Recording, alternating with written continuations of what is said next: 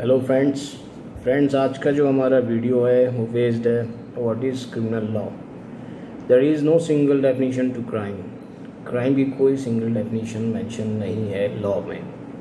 In general a crime is conduct perceived as threatening, harmful or otherwise endangering to the property, health, safety and moral welfare if people inclusive of one's itself।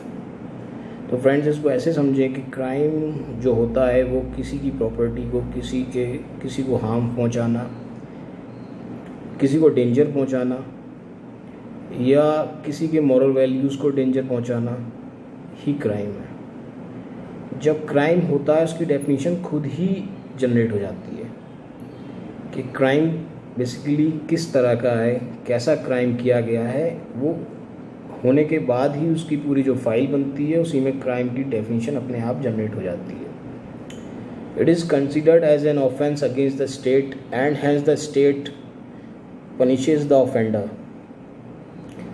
Crime को state के against में देखा जाता है और state का ही काम होता है ऑफेंडर को सज़ा दिलाने का। The offence can be an action और इनएक्शन। क्राइम को अगेंस्ट स्टेट माना जाता है, जो स्टेट एक्शन लेती है उसे प्रोसिक्यूशन कहते हैं। The primary laws that deals with the criminal law in India are Indian penal code IPC, a substantive law. हमारे इंडिया में जो क्राइम चलता है उसको 3 पार्ट्स में देखा जाता है और उन्हीं 3 के जरिए ही आगे की क्राइम की प्रोसीडिंग्स होती हैं। फर्स्ट पार्ट होता है IPC का, इंडियन पेनल कोड, जो आपका सब्सटेंटिव लॉ है। दूसरा पार्ट होता है अ क्रिमिनल प्रोसीजर कोड, जो क्रिमिनल प्रोसीजर कोड के तहत क्राइम की प्रोसीडिंग्स होती है कोर्ट में, CRPC के तहत। और आपको मैं बता देता हूँ, इंडियन पेनल कोड में जो पेनल वर्ड है उसका मतलब होता है पेनल्टी। IPC के तहत जो धाराओं में पेनल्टी है उसको मेंशन किया जाता है। The Indian evidence act third part है, जो प्रोसीडिंग्स के दौरान साक्ष्य प्रस्तुत किए जाते हैं वो द इंडियन एविडेंस एक्ट के तहत ही प्रस्तुत किए जाते हैं। उसके साथ ही आगे बढ़ाए जाते हैं वो साक्ष्य होते हैं कि किसी ने क्राइम होते हुए देखा या वहाँ पे जो भी वेपन्स मिले या कोई चीज़ मिली, धारदार हथियार या कुछ भी, उनको साक्ष्य के रूप में ही लिया जाता है। आपकी FSL रिपोर्ट होती है, फॉरेंसिक रिपोर्ट होती है, मिश्रा रिपोर्ट होती है। और जैसे कोई प्रॉपर्टी के अगेंस्ट क्राइम हुआ है तो उसके पेपर्स होते हैं, साक्ष्य के रूप में आते हैं। तो आप इंडियन एविडेंस एक्ट में देख सकते हैं साक्ष्य कितने प्रकार के होते हैं। हम इसके ऊपर एक वीडियोस फिर बनाएंगे। अब IPC की डेफिनेशन 2 होती हैं। साइलेंट फीचर्स हम बताते हैं आपको IPC के। IPC is applicable to all Indian citizens wherever they are in the world। IPC सारे इंडियन सिटीजन्स जो होते हैं उनके ऊपर लागू होती है, चाहे वो इंडिया में रह रहे हों चाहे इंडिया के बाहर रह रहे हों। डेफिनेशन IPC में है होल इंडिया के जितने भी रेसिडेंट्स हैं, चाहे आउटर में हैं चाहे इंडिया में हैं, उनके ऊपर लागू होती है। ये तो आप समझ, मैंने बता ही दिया आपको। अगर कोई इंडियन सिटीज़न है तो उसके अगेंस्ट IPC की धाराओं में केस रजिस्टर किया जा सकता है।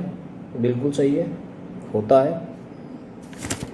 It is also applicable to a crime committed on any ship और एयरक्राफ्ट रजिस्टर्ड इन इंडिया। जो भी एयरक्राफ्ट या शिप इंडिया में रजिस्टर्ड है उसमें जो व्यक्ति चलते हैं, रहते हैं, जाते आते हैं, जो भी कुछ है, उनके ऊपर कोई भी अगर क्राइम हो गया है वो एयरक्राफ्ट में या शिप में, तो उनके ऊपर IPC की धाराओं में ही, क्योंकि वो इंडियन सिटीज़न है तो उनके ऊपर केस रजिस्टर्ड किया जाता है।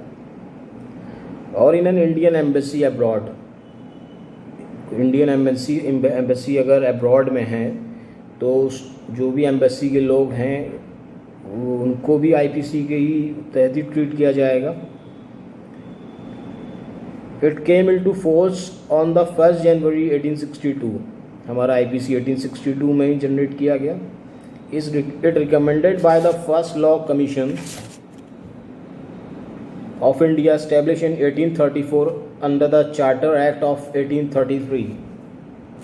Under the